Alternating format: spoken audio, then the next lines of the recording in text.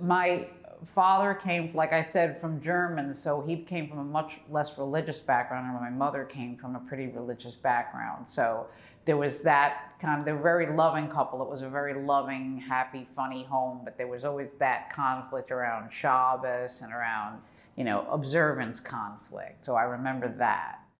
My mother won, always.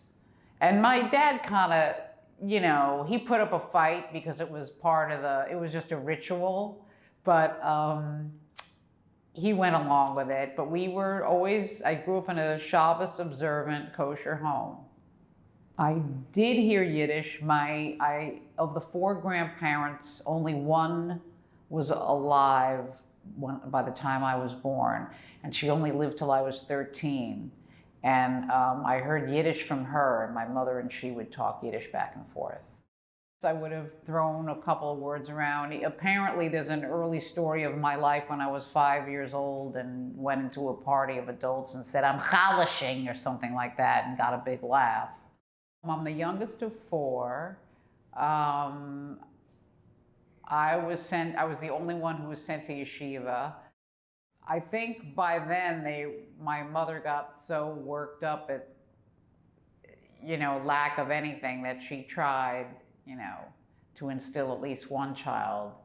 And ironically, the end product is I'm less religious than the 3 others at this point. Between the 4 of us, everybody went through every possible phase of Judaism and religious observance you could possibly get. One brother was like a real politically radical, and then he became a rabbi much later in life, a conservative rabbi.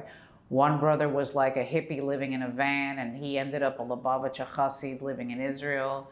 My sister was irreligious, and then she ended up marrying a Gentile who converted to marry her, and then they both became religious and moved to Israel, and now they're back.